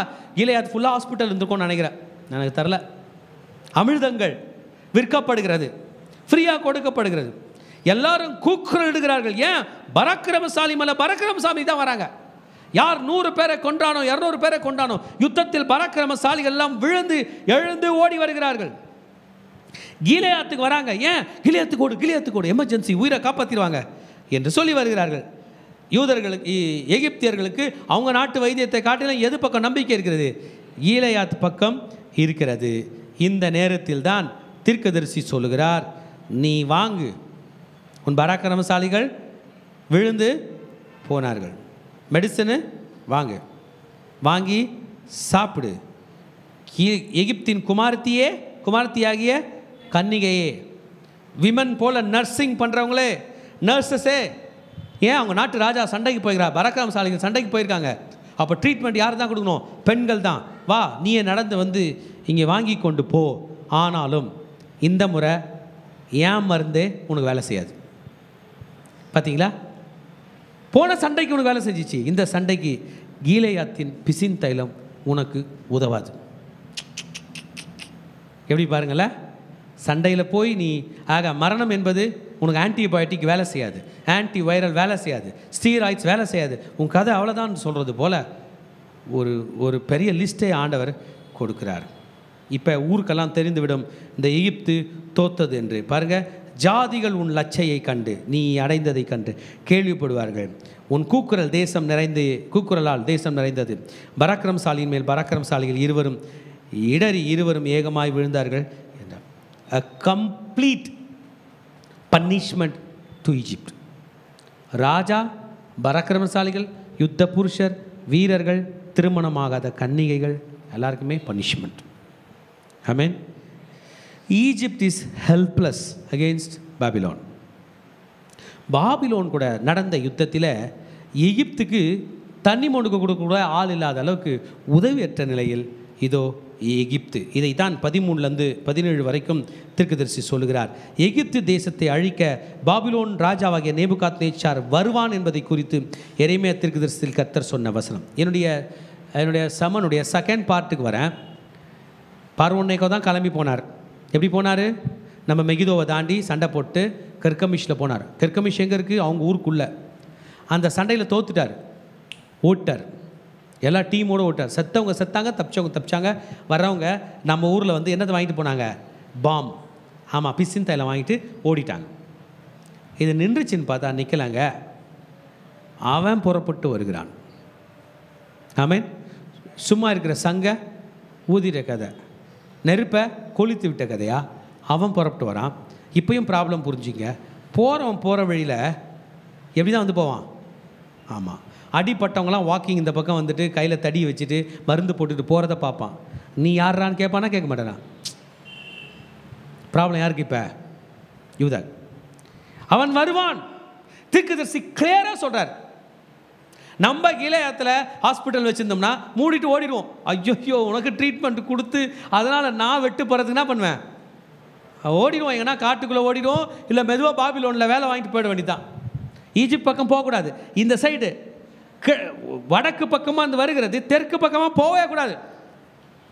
இதுதான் ஆயத்தப்பட்டு நில், ரெடி ஆயிக்க. பட்டயம் உன்னை சுற்றிலும் உண்டானதை பட்சித்து போடுகிறது என்று சொல்லி எகிப்திலே அறிவித்து மிக்தோலிலே கூறி நோப்பிலும் தக்பானேசிலும் பிரசித்தம் பண்ணுங்கள். தீர்க்கதரிசி ஈஜிப்டில் உள்ள ஃபேமஸ் சிட்டிஸ் அட்ரஸ் பண்ணுறார். ஆமென். ஃபேமஸ் பட்டணங்களை பற்றி சொல்லலாமா? நோப் என்று சொல்லுகிற பட்டணத்துக்கு இன்றைக்கி மெம்பிஸ் என்று பெயர். ஏசாயா, எரேமியா, எசேக்கியேல் இந்த ஊரை பற்றி சொல்லுகிறார்கள். நைல் நதியினுடைய தெற்கு புறமாக அமர்ந்திருக்கிறது. இன்றைக்கு கெய்ரோவுக்கு பக்கத்தில் இருக்குது. ஈஜிப்டினுடைய தலைநகரம் இன்றைக்கி கெய்ரோ பக்கத்தில் இருக்குது. லோவர் ஈஜிப்டினுடைய தலைநகரம் என்று சொல்லலாம். அல்லேலூயா. ராமசேஸ் என்று சொல்லுகிற மகா பட்டணத்தின் பக்கத்தில் இருக்கிறது. நோப் என்கிற இந்த தேசமானது எகிப்தினுடைய தேன்கூடு என்று அர்த்தமா. அந்த ஊரில் போய் சொல்லு, பட்டயம் வருது, உன் கதை அவ்வளோதான். அல்லேலூயா. தப்பேனேஸை பற்றி சொல்லுகிறார். இந்த தப்பேனேஸ் என்று சொல்லுகிறது நைலினுடைய கிழக்கு பக்கமாக இருக்கிறது. ஆமென். ஆமாம், இன்றைக்கு இது சூயஸ் கெனால் பக்கத்தில் இருக்கிறது. இந்த தப்பேனேஸ் ட்ரேடுக்கு பெருசு. யார் வர்த்தகம் பண்ணாலும், யார் பிஸ்னஸ் பண்ணாலும் தப்பனேஸ்க்கு தான் இறங்கி வருவாங்க. அங்கே ஜுவல்லரி, தங்கம், ஆபரணங்கள் அங்கே அதிகமாக கிடைக்கிறது. பாலஸ்தீனாக்கு அருகில் உள்ள பட்டணமாக்கும் இது. அதனால தான் நம்ம யூதர்கள் போய் அங்கே புகுந்து கொள்ள போகிறார்கள். எரேமியா இதை பற்றி பேசியிருக்கிறார். எகிப்தியர்கள், இஸ்ரவேலர்கள் கெதலியாவை கொன்றுவிட்டு, நேற்றுக்கு முந்தின நாள் சாப்டரில் படிச்சிருப்பீங்க போல, அதாவது பாபிலோனால் ஏற்படுத்தப்பட்ட கவர்னர் கெதலியாவை கொன்றுவான். இஸ்மவேல்னு ஒருத்தன் கொண்டுட்டு இந்த ஊருக்கு தான் ஓடுறாங்க. அந்த ஊருக்கும் ஜட்ஜ்மெண்ட். நீ அங்கே தப்பிச்சு போனாலும் உனக்கு ஆபத்து, இங்கே தப்பித்து போனாலும் உனக்கு ஆபத்து. அல்லேலூயா. ஊர் பேர், சிட்டி பேரை சொல்லுகிறார். அங்கேயெல்லாம் போய் நீ சொல்ல வேண்டும். You need to declare what is going to happen. ஆமாம், பிரசித்தம் பண்ணுங்கள். அப்போனா என்ன பண்ணோன்னா, தீர்க்கதரிசியோட வார்த்தையை கீழ்ப்படுகிறவங்க என்ன பண்ணுவாங்க சொல்லுங்கள்? ஊரில் இருப்பாங்களா, ஓடி போவாங்களா? ஓடி போயிடுவாங்க. எங்கே ஓடக்கூடாது? யூதாக்கும் ஓடக்கூடாது, எகிப்துக்கும் ஓடக்கூடாது. பாபிலோனை நோக்கி ஓடலாம். பாபிலோனர்கள் வந்தாங்கன்னா கையை தூக்கி சரண்டாடிடலாம், அவன் வாழ வைப்பான். இதுதான் பிளானே. ஆமீன். சாட்சிக்காரன் காலில் விழுறதை விட சண்டைக்காரன் காலில் விழுற கதையை தீர்க்கதரிசி இங்கே எக்ஸ்பிளைன் பண்ணுகிறார். அநேகரை இடர பண்ணுகிறார். அவனவன் தனக்கு அடுத்தவன் மேல் விழுகிறான். அவர்கள் எழுந்திருங்கள், கொல்லுகிற பட்டயத்துக்கு தப்ப நமது ஜனத்தண்டைக்கு நாம் பிறந்த தேசத்துக்கும் திரும்பி போவோம் என்கிறார்கள். எகிப்தின் ராஜாவாகிய பார்வோன் பாழாக்கப்பட்டான், அவனுக்கு குறித்த காலம் முடிந்தது என்று அங்கே சத்தமிட்டு சொல்லுகிறார்கள். அந்த டீம் போனாங்க பாருங்க. யார் தலைமையில் போனாங்க? அசிரியா ஒரு அந்த சுற்று மிடில் ஈஸ்டில் அன்னைக்கு பாபிலோனால் பாதிக்கப்பட்டவங்களாம் ஓடி வந்து இவங்கிட்ட போயிட்டாங்க. இவன் சண்டைக்கு வந்தான். இவன் என்ன தெரியுமா சொல்ல ஆரம்பிச்சிட்டாங்க?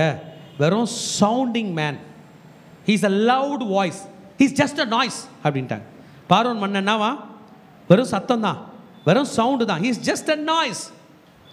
சத்தம், நாய்ஸி ஒன், கத்துறவன், வெறும் கத்துகிறவன் என்கிற பெயர் வந்துருச்சு. பெரிய அவமானங்க. 4000 வருஷத்துக்கு மேலே சூப்பர் பவர் அந்த ஈஜிப்டுக்கு அவமானம் வருகிறது. ஆமென். அவன் வெறும் சத்தம். அவன் விழுந்தான். he is fully demolished, he is fallen. அவனுடைய காலம் முடிந்தது, அவன் பாழாக்கப்பட்டான். பட் அ நாய்ஸ், தீர்க்கதரிசியே சொல்கிறார் 17 வருஷத்தில், அவன் ஒரு சத்தம், ஜஸ்ட் அ சத்தம். அவன் ஒரு சவுண்டு, அவனை பற்றின சவுண்டு. பர்வதங்களில் தாபோரும் சமுத்திரத்தின் அருகே கர்மேலும் இருக்கிற நிச்சயம் போல் அவன் வருவான் என்று சேனையில் கர்த்தர் என்னும் நாமம் உள்ள ராஜா தம்முடைய ஜீவனை கொண்டு சொல்லுகிறார். ஏற்கனவே எந்தெந்த சிட்டிஸ்க்கு என்னென்ன ஆபத்து வந்துச்சோ சேம் ஆபத்து இவனுக்கும் வரும். ஆமென். இந்த நாடுகள் மீது, இப்போ படித்த தாபோர், கர்மேல் நாடுகள் மீது நேபுகாத்நேச்சார் வெற்றி பெற்றது போல இவன் மீதும் நேபுகாத்நேச்சார் வெற்றி பெறுவான். He will become like a tower over Egypt. All his lofty mountains and the plains will surrender to Nebuchadnezzar. அவன் இடத்துல என்ன பண்ணோம்? கொடுக்கும். இந்த எகிப்து தன்னை சண்டை போகிற இடத்துல தன்னை என்னவாய் நினைத்து கொள்கிறது என்பதை பற்றி தீர்க்கதரிசி சொல்லுகிறார். பாருங்க, பர்வதங்கள் தாபோரும் சமுத்திரத்தினருகே கர்மேலும் இருக்கிறது போல இருக்கும் என்று சொல்லுகிறார். எகிப்து தேசவாசியாகிய குமாரத்தியே, சிறையிருப்புக்கு போகும் பிரயாண சாமான்களை ஆயத்தப்படுத்தி, நோப்பாழாகும், அது குடியில்லாமல் சுட்டரிக்கப்பட்டு கிடக்கும். எகிப்தில் உள்ள பெண்களை பார்த்து சொல்லிட்டாரு, உங்கள் ராஜாக்கள், உங்கள் படைத்தலைவர்கள்லாம் அழிந்து போவாங்க, நீ எங்கே ப்ரிப்பேர் ஆகிக்க, ட்ரெஸ்லாம் ரெடி பண்ணி வச்சுக்க, வேலைக்காரியாக போகிறதுக்கு ரெடியாக இருக்கு. இந்த எகிப்து பற்றின ஒரு ப்ரீஃபிங். யார் இந்த எகிப்துன்னு தீர்க்கதரிசி சொல்கிறார். இவ்வளோ நாள் நான் நினச்சிருந்தேன் எகிப்து ஒரு பெரிய சூப்பர் பவர். இப்போ கூட நான் சொல்லிட்டு இருந்தேன், அவங்க கையில் ரதம் இருக்குது, குதிரை இருக்குன்னு. எகிப்து மகா நேர்த்தியான கடாரி. என்னவா? ஹெய்ஃபர்.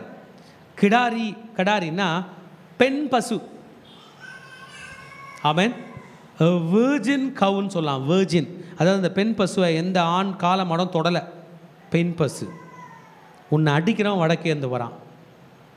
நீ துள்ளுலாம் என்ன பண்ண போகுது? ஸ்டாப்பாக போகுது. அதன் நடுவில் இருக்கிற அதன் கூலைப்படைகள் கொழுத்த காளைகள் போல் இருக்கிறார்கள். இவர்களும் நிற்காமல் திரும்பிக் கொண்டு ஏகமாய் ஓடி போவார்கள். அவர்கள் விசாரிக்கப்படுகிற அவருடைய ஆபத்தினால் அவர்களுமே வந்தது. இந்த எகிப்து சுற்றிலும் உள்ள புரோக்கன் ஃப்ராக்மெண்ட்ஸ் ஆஃப் அசிரியா, அந்தந்த பகுதிகளில் எந்தெந்த நாடுகள் இருந்துச்சோ எல்லாருமே கொழுத்த கன்றுகள் போல தான், கொழுத்த காளைகள் போல தான் இந்த எகிப்து என்கிற இந்த கிடாரி கூட சுற்றிட்டு இருந்தீங்க. எல்லாரும் ஓட போகிறீங்க. உங்களை அடிக்கிறவன் எங்கேருந்து வரான்? ஸ்கேப் கோட் மாதிரி. இந்த இந்த ஆடு வளர்க்குறதே எதுக்கு தான்? அதை ஒரு நாள் கசாப்பு பண்ணுறதுக்கு தான் இருக்கிறது போல தீர்க்கதரிசி சொல்கிறார். அவன் எப்படி வருவான்? பாபிலோனை பற்றி பாம்பை போன்று சீறி வருவான். இராணுவ பலத்தோடு நடந்து காடு வெட்டிகளைப் போல கோடாரிகளோடும் அதன் மேல் வருவார்கள். அவன் சாதாரண வழியில் வரப்போகிறதில்ல. நீ இந்த பக்கம் காடு இருக்கு வரமாட்டான் நீ நினைப்ப. அவன் காடு மேலே தான் வரப்போகிறான். காடு வெட்டிகளைப் போல காடு வெட்டிக்கிட்டு வரப்போகிறான். அவ்வளோ ஃபியர்ஸ்ஃபுல் மிலிட்ரி ஆர்மி. ஆமேன். உலக சூப்பர் பவராகத்தான் ஈஜிப்ட் இருந்தது. ஆனால் பாபிலோன் உலகத்தையே ஆண்ட நாடாக இருந்தது. சூப்பர் பவர் மட்டும் இல்லை, the rule the whole known world அந்த டைமில் உலகத்தை. அதனால் தான் தானியேல் தீர்க்கதரிசி நேபுகாத்நேச்சார் கண்ட கனவை எக்ஸ்பிளைன் பண்ணுவார். முழு உலகத்தையே ஒரு சிலையை போல காட்டி, முழு உலகத்தை ஆண்டது ஒரு சிலையை போல காட்டி, தலை எதில் இருந்திருக்கும் அந்த பொம்மையில் கோல்டாக இருக்கும். அந்த கோல்டு தான் நேபுகாத்நேச்சார் என்பதை சொல்லியிருப்பான். அது ஈஜிப்டுக்கு இடமே இல்லை. பாபிலோன், மேதியா, பெர்சியா, கிரேக்க சாம்ராஜ்யம், ரோமர்கள், அவ்வளோதான் இப்போ நம்ம வாழ்கிற நாடு. ஈஜிப்டுக்கு அங்கே இடமே இல்லை. எண்ணப்படாத மரங்களாக இருந்தாலும் அந்த காட்டை வெட்டுவார்கள் என்று கர்த்தர் சொல்கிறார். அவர்கள் வெட்டுக்கிளைகளை பார்க்கலும் அதிகமானவர்கள் அவர்களுக்கு தொகை இல்லை. பாபிலோனோட ஆர்மி அவ்வளோ பெருசாக இருக்குது. எண்ண முடியாத அளவுக்கு மரத்தை கூட என்ன பண்ணுவாங்க? வெட்டி சாய்ப்பார்கள். எகிப்தின் குமாரத்தி கலங்குவாள், வடதிசை ஜனத்தின் கையில் ஒப்பு கொடுக்கப்படுவாள். ஆமாம். இதில் அவமானமே என்னென்னா, மிலிட்ரியில் தோற்று போகிறது ஒரு அவமானமே இல்லை. தோற்று போன நாடுடைய பெண்களை அவனுங்க எதிரிகள் ஜெயித்தவங்க கூறு போட்டுப்பானுங்களே, அதுதான் அவமானம். எல்லாமே first world war, second world வாரில் கூட நம்ம படித்ததெல்லாம் பெண்கள் அவமதிக்கப்பட்டார்கள். லட்சக்கணக்கான பெண்கள் ஒரே ராத்திரியிலெல்லாம் கூட கற்பழிக்கப்பட்டது நம்ம ஃபஸ்ட் வேர்ல்டு வாரில், செகண்ட் வேர்ல்டு வாரில் எல்லா சண்டையிலையும் பார்த்துருக்கோம். அவமானமே இதுதான். பாபிலோன் வரான். ஈஜிப்ட், நீ எவ்வளோ பெரிய ஆளாக இருந்தாலும் நீ தோற்கிறது உறுதி. உன் பெண்கள். ஆமேன். எகிப்தின் குமாரத்தி கலங்குவாள். இதுதான் யுத்தத்தில் வர ஒரு பிரச்சனை. ஆமாம். கர்த்தர் நம் அனைவரையும் பாதுகாக்க வேண்டும், நம் குடும்பங்களை பாதுகாக்க வேண்டும். ஈஜிப்டு கர்த்தருக்கு செவி சாய்க்கவில்லை. எகிப்து யூதாவும் கர்த்தருக்கு செவி சாய்க்கவில்லை. இஸ்ரவேலின் தேவனாகிய சேனைகளின் கர்த்தர் சொல்கிறது என்றால், இதோ நான் நோன் என்னும் பட்டணத்தில் உள்ள திரளான ஜனங்களையும் பார்வோனையும் எகிப்தையும் அதன் தேவர்களையும் அதன் ராஜாக்களையும் பார்வோனையும் அவனை நம்பியிருக்கிறவர்களையும் விசாரித்து அவர்கள் பிராணனை வாங்க தேடுகிறவர்கள் கையிலும் பாபிலோன் ராஜாவாகிய நேபுகாத்நேச்சாரின் கையிலும் அவனுடைய சேவகர்களின் கையிலும் அவர்களை ஒப்புக் கொடுப்பேன். அதற்கு பின்பு அது பூர்வ காலத்தில் இருந்தது போல குடியேற்றப்படும் என்று கர்த்தர் சொல்லுகிறார். எல்லாரையும் அவன் கையில் ஒப்பு கொடுத்துருவேன். யார் கையில் ஒப்பு கொடுத்துருவேன்? பாபிலோன். இது லாஸ்ட் பார்ட்டில் ஒரு ப்ராமிஸ் கொடுக்குறாரு. என்னன்னா, உங்கள் ராஜா இருக்க மாட்டான், உங்கள் ஆண்கள் இருக்க மாட்டாங்க, யுத்த புருஷர் இருக்க மாட்டாங்க. இப்போ உங்களுக்கு ராஜாவே நேபுகாத்நேச்சார் ஆகிடுவான். உங்கள் பெண்களை அவங்க ஆண்கள் கல்யாணம் பண்ணிக்கிட்டு முன்னாடி இருந்த மாதிரி ஆகிடுவீங்க. நீங்கள் கவலைப்பட வேண்டிய அவசியம் இல்லை. எப்படி ஆகிடுவீங்க? ஆனால் நீங்கள் உங்கள் ராஜாவை மிஸ் பண்ணுவீங்க, உங்கள் ஆண்களை மிஸ் பண்ணுவீங்க, உங்கள் புருஷரை மிஸ் பண்ணுவீங்க, உங்களுடைய யுத்த புருஷரை மிஸ் பண்ணுவீங்க. ஃபேமிலியாக செட்டில் ஆகிடுவீங்க. யாரோ ஒருத்தன் ஹெட் ஆகிடுவான். எவ்வளோ ஒரு இது பாருங்கள். பூர்வ காலத்தில் இருந்தது போல குடியேற்கப்படும். ஆனால் யார் இருக்க மாட்டான்? பார்வோன் இருக்க மாட்டான். a big disgrace upon Egypt. ஆண்டவர் ஈஜிப்டுக்கு இவ்வளோ பெரிய விஷயத்தை சொன்னார். ஈஜிப்டுக்கு இந்த செய்தி போய் சேர்ந்திருக்காது போல் பாஸ்டர், ஆனால் தான் அவன் கீழ்ப்படிஞ்சிருக்க மாட்டான்னு நீங்கள் நினைக்காதீங்க. கர்த்தர் ஒரு மனுஷன் கையில் ஒரு லெட்டரை கொடுக்காம அவன் அடிக்க மாட்டார். பார்வோன் நேகோ வரைக்கும் போயிருக்கும். எரேமியா த பெஸ்ட் ப்ராஃபட், உலகத்தில் மிகவும் உன்னதமான ஒரு பெரிய தீர்க்கதரிசி வாழும்போது தான் யூதா விழுந்தது. சாதாரண பீப்புள் வாழலை. இன்றைக்கி எரேமியா தீர்க்கதரிசி இருந்தார்னா எப்படி இருந்திருக்கும்? இந்த வார்த்தைகள் எவ்வளோ பவர்ஃபுல்லாக இருக்குது. அவர் இருக்கும்போது அவர் கண்ணு முன்னாடி தான் யூதா விழுந்தது, எகிப்தும் விழுந்தது. இப்போ 2 பெரிய யானைங்க இடிச்சுக்கிட்டு முட்டிக்கிட்டு சாவறதை பார்க்குற ஒரு சின்ன ஆட்டுக்குட்டி தான் யூதா. இப்போ இந்த யூதர்கள் திருந்திட்டாங்க, மறண்டு போயிருக்காங்க. பயந்து போயிருக்காங்க, திணறாங்க. அப்பா, லட்சக்கணக்கான படைகள், லட்சக்கணக்கான படைகள், வாட்டஞ்சாட்டமான ஈத்தியர்கள். நம்ம பார்த்துருக்கோம்ல, ஆப்பிரிக்கன் பீப்புள் எப்படி இருப்பாங்க, இன்னும் ஹார்டு, இன்னும் உடம்பு, இன்னும் ஃப்ரேமு. ஒருத்தன் 10 பேர் அடிப்பான், அவன் விழுந்திருக்கிறான். இஸ்ரவேல் பயப்படுகிறது. கர்த்தர் இன்னைக்கு பயத்தை எதிர்த்து இஸ்ரவேலை மன்னிக்கும் யூதாவை பார்த்து பேசுகிறார். என் தாசனாகிய யாக்கோபே, நீ பயப்படாதே, இஸ்ரவேலை நீ கலங்காதே. இதோ நான் உன்னை தூரத்திலும் உன் சந்ததியை அவர்கள் சிறைப்பின் தேசத்தில் விடுவித்து ரட்சிப்பேன். அப்பொழுது யாக்கோபு திரும்பி வந்து அமைதியோடும் சாங்கோபத்தோடும் இருப்பான், அவனை தத்தளிக்க பண்ணுவார் இல்லை. நாட்டில் பிரச்சனை, ஜனங்க சிதறி ஓடுது. ஆனால் எங்கே ஓடணும்னு தெரியணுமே. நீங்கள் ஒரு பெரிய பில்டிங்னா எங்கே போகிறோன்னே தெரியாமல் பெருசு பெருசாக இருக்குமே பில்டிங்லாம். பெரிய ஷாப்பிங் மால், இல்லை பெரிய பெரிய ராட்சச பில்டிங், இல்லை ஊர், இல்லை பெரிய ஏக்கர் கணக்கில் உள்ள ஆஃபீஸ்லலாம் போயிட்டீங்கன்னா, இது தீப்பிடிச்சி எரிஞ்சால் எங்கே ஓடணும்னு படம் ஓட்டி வச்சுருப்பாங்க. கரெக்டாக பார்த்துருக்கீங்களா? அதை அங்கே தான் என்ன பண்ணோம், எல்லோரும் அசம்பிள் ஆகணும். அது பேர் அசம்பிளி பாயிண்ட். வேறு எங்கே ஓடினாலும் ஆபத்து. மேலே எரியுது, நான் அடுத்த ஃப்ளோருக்கு ஓடிடுவேன், நான் பாத்ரூம் ஓடிடுவேன், லிஃப்ட்டில் ஓடிடுவேன், கோடவுனில் ஓடுறதுலாம் கிடையாது. அசம்பிளி பாயிண்டில் வந்தால் தான் என்ன பண்ணுவேன், நான் காப்பாற்றுவேன். அங்கே தான் ஹெல்ப் இருக்கும். அதுபோல் யூதாக்கு பிரச்சனை தான்.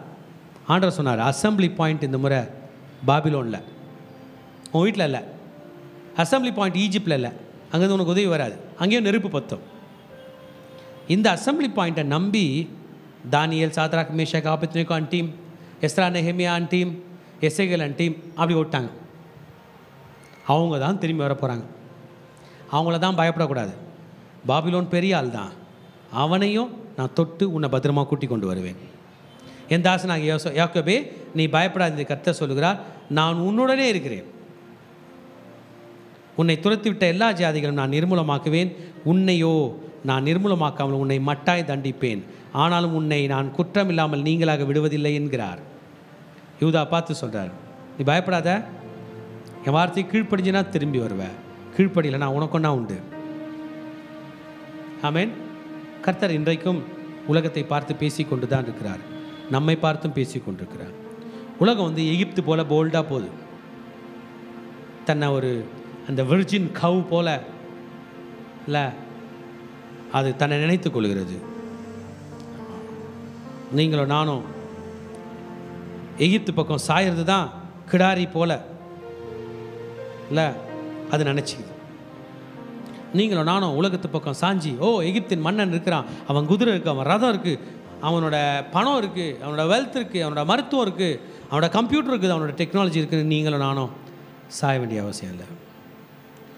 இன்றைக்கு வரைக்கும் உலக வரலாற்றிலே உலகத்துக்கு முன்பாக விழுந்து கொண்டு தான் இருக்குது. ஒரு நாடு இன்னொரு நாடு முன்னாடி விழுது. வளர்ந்த அந்த வீழ்த்தின நாடு நிற்குதான்னு பார்த்தா அது இன்னொரு நாடு முன்னாடி விழுது. கர்த்தரை விசுவாசிக்கிறவர்கள் இடரெண்டு விழுந்தாலும் திரும்ப எழுந்திருப்பார்கள், ஓடி போனாலும் திரும்பி கட்டப்படுவார்கள். நமக்கு உலக சதம் அல்ல, கர்த்தர் தான் சதம். நீங்கள் நானும் உலகத்தை பார்த்து பயப்பட வேண்டிய அவசியம் இல்லை, உலகத்தில் உள்ள எதை பார்த்தும் பயப்பட வேண்டிய அவசியம் இல்லை. மலைகள் விலகினாலும் பர்வதங்கள் நிலை பெயர்ந்தாலும் என் கிருபை உன்னை விட்டு விலகாமலும் என் சமாதானத்தின் உடன்படிக்கை நிலை பெறாமலும் இருக்கும் என்று உன்மேல் மனதுருகிற கர்த்தர் சொல்லுகிறார். இவ்வளோ செய்தி கேட்ட பிறகு அன்றைக்கு நடந்தது தான் இன்றைக்கு நடக்கப் போகிறது.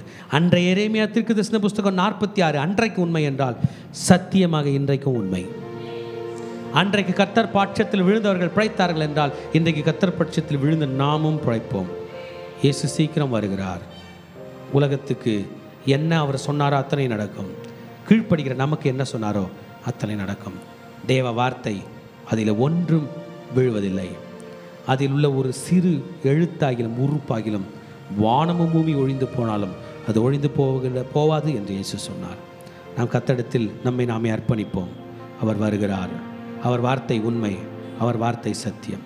கர்த்தாவே எங்களை அர்ப்பணிக்கிறோம் என்று நம்மை அர்ப்பணிப்போம். வாங்க திருச்சபையை நாம் எழுந்து நின்று கர்த்தரிடம் சரணடைவோம். ஆமே. நம்மை காப்பாற்ற ஒரு தேவன் உண்டு. ஆமே. வாழ்க்கையில் எந்த சூழ்நிலை இருந்தாலும் எந்த காரியங்கள் நம்ம வாழ்க்கையில் ஏற்பட்டாலும் நமக்கு நிச்சயம் நம்பிக்கை உண்டு. நம் தேவன் ஜீவனுள்ள தேவன். ஆமே. அவர் யெகோவா தேவனாக இருக்கிறார். அவர் யாவே தேவனாக இருக்கிறார். காலங்கள் மாறிடலாம், மனிதர்கள் மாறிடலாம், சூழ்நிலைகள் மாறிடலாம், தேவன் மாறாதவராக இருக்கிறார். ஆமென். வாழ்க்கையில் எந்த விதமான பயங்கள், எந்த விதமான நெருக்கங்கள் இருந்தாலும் நாம் பயப்பட தேவையில்லை. ஆமென். நம்மை வழிநடத்த தேவன் இருக்கிறார். கூட சேர்ந்து பாடல். ஆண்டவரேப்பா, நீங்கள் இருக்கின்ற அப்புறம் எங்கள் வாழ்க்கையில் எந்த பயங்கள், எதிர்காலத்துக்கு கொடுத்த பயங்கள் எல்லாவற்றையும் நீங்கள் நீக்கி போடுங்கன்னு சொல்லிட்டு ஆண்டவர் சமுதிரம்.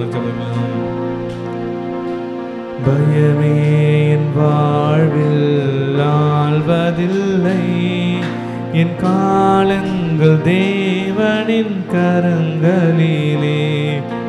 நம்பிக்கையெல்லாம் நிலை மாறிடும், புது நம்பிக்கை திடம் நம்மில் பெருகிடுமே. பயமே என் வாழ்வில் ஆள்வதில்லை, என் காலங்கள் தேவனின் கரங்களில்.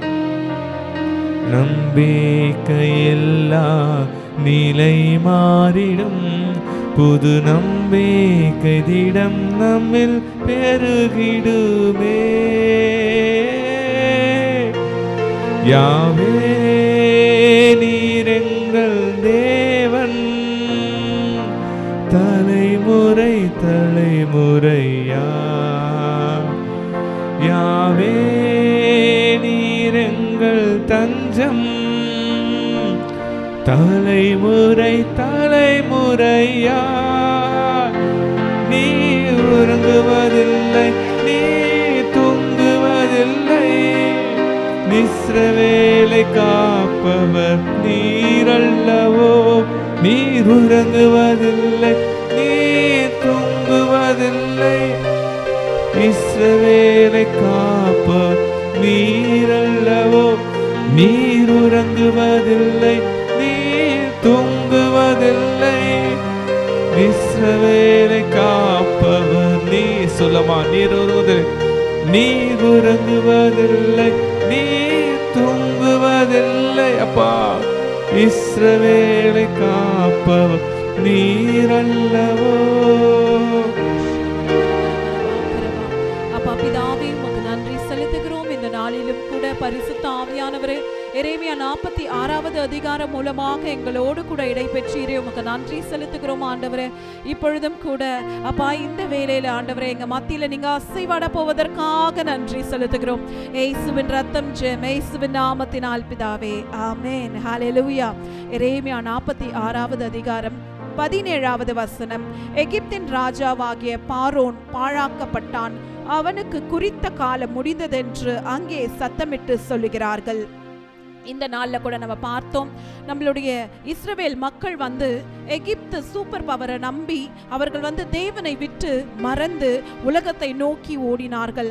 ஆனாலும் கூட இந்த நாளிலும் கூட பார்த்தோம், கர்த்தர் இந்த எகிப்து ராஜாவாகிய பார்வோனை அழித்தார். அந்த குறித்த நேரம் வந்த உடனே அவனுடைய ராஜ்யம் முடிவுக்கு வந்தது. இந்த நாளில் கர்த்தர் சொல்லுகிறார், என் மகனே, என் மகளே, உன்னுடைய நம்பிக்கை எங்கு இருக்கிறது? என் மேல் இருக்கிறதா, இல்ல உலகத்தை நம்பி ஓடிக்கொண்டிருக்கிறாயா என்று. இந்த நாளிலும் கூட நாம் கர்த்தரோடு கூட இணைந்திருந்தால் குறித்த நேரத்தில் கர்த்தர் நம்மை உயர்த்த அவர் வல்லமை உடைய தேவனாய் இருக்கிறாரு. இந்த நாளிலும் கூட கர்த்தர் சொல்லுகிறார், இதோ என்னுடைய குறித்த நேரத்தை பற்றி உனக்கு தெரியுமே என்று ஆண்டவர் நம்மை பார்த்து சொல்லுகிறார். ஒருவேளை நம்ம கேட்கலாம், ஆண்டவரே உங்களுடைய குறித்த நேரத்தை நாங்கள் எப்படி புரிந்து கொள்ள முடியும் என்று. அவரோடு கூட நம்ம இணைந்திருந்தா, அவரோடு கூட நல்ல உறவுல நம்ம தினம்தோறும் அவரோடு கூட நம்ம நல்ல உறவுல நம்ம ஆவிக்குரிய ரீதியாய் வளரும் போது கர்த்தர் வெளிப்பாட்டின் ஆவியை கர்த்தர் நமக்கு கொடுப்பார். அது மாத்திரம் அல்ல, ஆண்டவர் சொல்லியிருக்கிறார், அவருடைய பண்டிகைகளை நாம் ஆசாரிக்க வேண்டும். ஏன்னா அந்த பண்டிகைகள் பார்த்தீங்கன்னா குறித்த நேரத்தில் வந்து ஆண்டவர் வந்து நிர்ணயம் பண்ணியிருக்கிறாரு. அப்பொழுது அவருடைய அதிகமான வெளிப்பாடை நாம் பெற்றுக்கொள்ள முடியும். இந்த நாளிலும் கூட என்னுடைய சாட்சியை நான் பகிர்ந்து கொள்ள விரும்புகிறேன். 2018ஆம் ஆண்டில் நான் சபைக்கு வரும்போது பார்த்தீங்கன்னா, முதல் குழந்தை வந்து பிரசவிக்கிற நேரத்தில் அந்த முதல் குழந்தை இறந்து போனது. அப்பொழுது முதல் பண்டிகை வந்து நஜ்யை சபையில தான். அப்பொழுது ஆண்டவருடைய பண்டிகைகளை குறித்தெல்லாம் நான் நிறைய தியானித்தேன், அதில் கலந்து கொண்டேன். அப்போது ஒரு நாள் பார்த்தீங்கன்னா அந்த குழந்தை பிரதிஷ்டை அன்றைக்கு நம்மளுடைய சபையில் நடைபெற்றுச்சு. அன்னைக்கு என்னை வந்து அஷரிங்கில் போட்டாங்க. நான் அந்த என்ட்ரன்ஸில் அன்னைக்கு வந்த எல்லா குழந்தைகளையும் அந்த பேரண்ட்ஸையும் நான் வெல்கம் பண்ணிட்டு இருந்தேன். நம்மளுடைய ஆவிக்குரிய தாயார் வந்து என் தோல் மேலே கை போட்டவங்க சொன்னாங்க, மகளே, இந்த வருடம் நீ வந்து தனிமையில் இருக்கிற இந்த குழந்தை இல்லை, பரவாயில்ல, ஆனால் அடுத்த வருடத்தில் நீ இழந்த குழந்தைய கர்த்தர் உனக்கு தருவார் என்று. அதன்படி நான் இன்றைக்கு ஜெபித்தேன். சுகோத் பண்டிகை வந்துச்சு. நானும் என் கணவரும் நாங்கள் இணைந்து ஜெபித்தோம். மறு வருடத்தில் நாங்கள் இழந்த அதே பிளஸ்ஸிங்க, அதே குழந்தைய கர்த்தர் எங்கள் கரத்தில் கொடுத்தார்.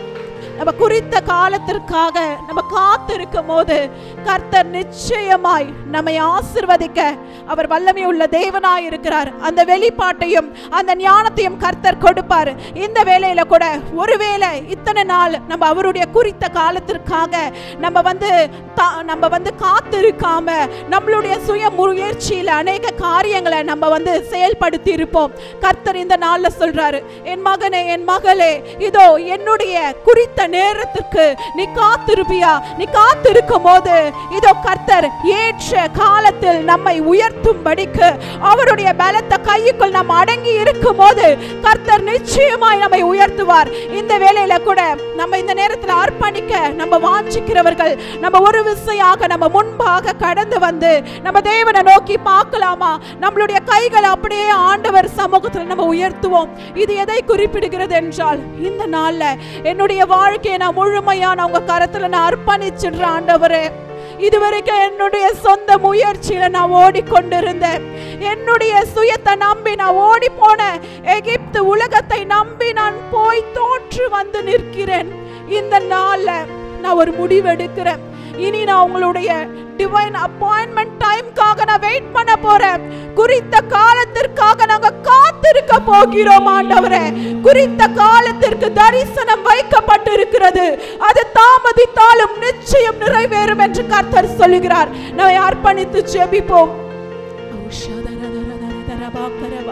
Oriandra bakara bari balaba shabara balaba karaba. Oriandra bakara bari balaba shabara balaba balaba balaba balaba. Oriandra bari balaba balaba balaba balaba balaba balaba. Ori bala shabara balaba balaba balaba balaba karaba. Oriandra bakara bari balaba shabara balaba karaba. உமக்கு நன்றி செலுத்துகிறோம் ஆண்டவரே. இந்த வேளையில கூட எங்களை அப்படியே அர்ப்பணிக்கிறோம் ஆண்டவரே. அப்பா, எங்களையும் எங்களுக்கு என்று கொடுத்த குடும்பத்தையும் எங்க ஊழியங்களையும் எல்லாவற்றையும் அப்பா உங்க கரத்தில் அர்ப்பணிக்கிறோம். இனி நாங்கள் எங்களுக்கு என்று குறித்த காலத்திற்காக நாங்கள் காத்திருக்க போகிறோம் ஆண்டவரே. எங்களை நாங்கள் முழுமையாய் அர்ப்பணிக்கிறோம். கர்த்தர் எங்களை ஏற்ற காலத்தில் உயர்த்த நீர் வல்லமை உள்ள தேவனாய் இருக்கிறீர் ஆண்டவரே. இனி நாங்கள் ஆண்டவரே எங்க பலத்தை நம்பி நாங்கள் போக மாட்டோம். உலகத்தை நம்பி நாங்கள் போக மாட்டோம் ஆண்டவரே. உம்மை சார்ந்து அப்பா உமக்காக நாங்கள் நிலை நிற்போம் ஆண்டவரே. உமக்காகவே நாங்கள் எங்கள் வாழ்நாள் எல்லாம் வாழ்ந்து அப்பா உம்முடைய நாமத்தின் மகிமை சேர்ப்பவர்களாய் ஆண்டவரே நாங்கள் மாறுவோம் என்று இந்த வேளையில கூட எங்களை அர்ப்பணிக்கிறோம் ஆண்டவரே. நீரே பெரியவராயிருந்து பெரிய காரியம் செய்யும் உங்க கரத்தில் அர்ப்பணிக்கிறோம். இயேசுவின் ரத்தம் ஜெயம், இயேசுவின் நாமத்தினால் பிதாவே, ஆமென். ஹல்லேலூயா. தோல்விகள் எல்லாம் மாறிடுமே, உம் நாமத்தில் வியாதிகள் நீங்கிடுமே. தோல்விகள் எல்லாம் மாறிடுமே, உம் நாமத்தில் வியாதிகள் நீங்கிடுமே. நீரெங்கள் பரிகாரி ஜெயமாக நடத்துவே, உம்மையல்லால் வேறு நாமமில்லை. நீரெங்கள் பரிகாரி ஜெயமாக நடத்துவே, உம்மையல்லால் வேறு நாமமில்லை. யாவே நீரெங்கும் தெய்வம், தலைமுறை தலைமுறையா. யாவே நீரெங்கள் தஞ்சம், தலைமுறை தலைமுறையா நீ உறங்குவதில்லை, நீ தூங்குவதில்லை. இஸ்ரவேலை காப்போம் நீரல்லவோ.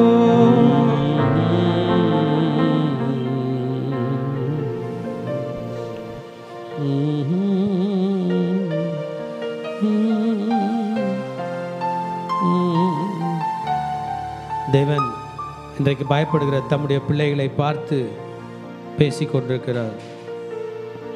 திருச்சபையே, நீங்களும் நானும் தப்பித்து கொள்ள ஒரு இடம் உண்டு, அது அவருடைய பாதம்.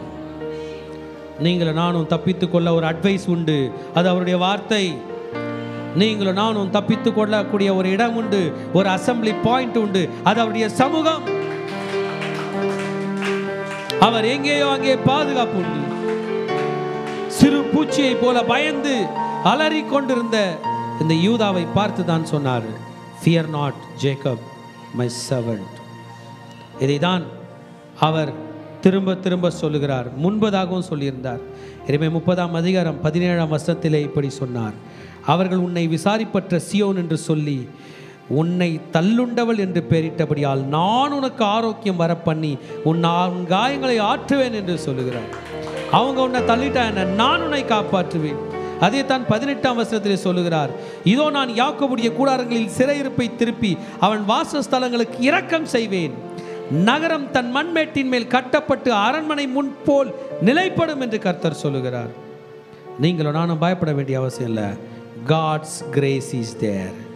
அன்றைக்கு 46 இந்த கடைசி 2 வசனங்களிலே பேசினார், என் தாசனாகிய யாக்கோபே நீ பயப்படாதே, இஸ்ரவேலே நீ கலங்காதே, இதோ நான் உன்னை தூரத்திலும் உன் சந்ததியை அவர்கள் சிறையிருப்பின் தேசத்திலும் இருந்து விடுவித்து ரட்சிப்பேன்.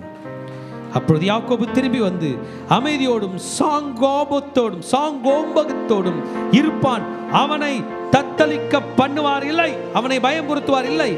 என் தாசனாகிய யாக்கோபே நீ பயப்படாதே என்று கர்த்தர் சொல்லுகிறார்.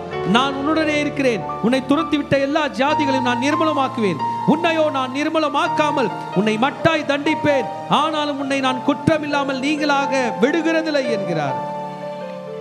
கர்த்தர் நம்மை காப்பாற்ற போகிறார். நம்ம ரிப்பன் பண்ண போகிறோம். இன்னைக்கு நம்ம கர்த்தர் கையில் என்னை காப்பாத்துங்கன்னு சொன்னோம்னா ஆண்டவர் நம்ம கையில் நீ மனம் திரும்புன்னு சொல்றாரு. 2 கைகளை விரித்து ஆண்டவர் கையில் மனம் திரும்ப, ஆண்டவரே நான் சரண்டர் ஆகிறேன். Let us surrender to God. Surrender ஆகுதுன்னா தெரியுங்களா, இந்த நிமிஷம் வரைக்கும் போன வழியை விட்டுட்டு அவர் வழியில் வந்துடுறது. சரண்டர் என்பது என்ன தெரியுங்களா, நம்ம யோசிக்கிற நினைவுகளை விட்டுட்டு இதோ அவர் யோசனை நமக்கு முன்பதாக இருக்கிறது, அதன் பக்கம் வருகிறது. இன்றைக்கு கர்த்தருடைய வசனத்துக்கு நம்மை சரண்டர் ஆகும். அவருடைய வேதத்தை மார்புகளிலே ஏற்றிக்கொண்டு இந்த வேதத்தின் வழியில் நடப்போம். அவர் நம்மை கட்டாயம் பாதுகாப்பார், பயம் இல்லாமல் நடத்துவார். அன்பின் தேவனே, எங்களை பயப்படாது என்று சொன்னீர். உன் வார்த்தைக்கு செவி கொடுக்கிறோம். எங்களை நீர் பாதுகாத்து பராமரித்து எங்களை மட்டாய் தண்டித்து எங்களை நீர் வாழ வைத்து கொண்டிருக்கிறதுக்காக நன்றி. எங்களை பயமுறுத்துவார் இல்லாதபடிக்கு எங்களை பயமுறுத்துகிற வியாதிகள் அலறி ஓடுவதாக, எங்களை பயமுறுத்துகிற பிசாசுகள் ஓடுவதாக, எங்களுக்கு விரோதமாக எழும்புகிற மனித சக்திகளும் சாத்தானுடைய சதிநாச மோசைகளும் அழிக்கப்படுவதாக. கர்த்தாவே, இந்த அடிமைகளை தாழ்த்தி அர்ப்பணிக்கிறோம். நீர் பொறுப்பேற்றுக் கொள்ளும். இயேசுவின் நாமத்தில் ஜெபங்களை எடுக்கிறோம் நல்ல பிதாவே. ஹலே. கடைசி ஆசீர்வாதத்துக்கு நேராக கைகளை விரித்துக் கொள்ளும். ஈவரக்கா அடோனாய் வயீஷ்மரக்கா யா ஏ அடோனாய் பன்னவ் அல்லக்கா விஹுனக்கா ஈஷா அடோனாய் பன்னவ் அல்லக்கா வயசம் லக்கா ஷாலோம் வயசம் லக்கா ஷாலோம். கர்த்தர் உன்னை ஆசீர்வதித்து காக்க கடவர். கர்த்தர் தன் முகத்தின் மேல் பிரகாசிக்க பண்ணி உன்மேல் கிருபையா இருக்க கடவர். கர்த்தர் தன் முகத்தை உன்மேல் பிரசன்னமாக்கி உனக்கு சமாதானம் கட்டளையிட கடவர். ஹல்லேலூயா, ஹல்லேலூயா, ஹல்லேலூயா.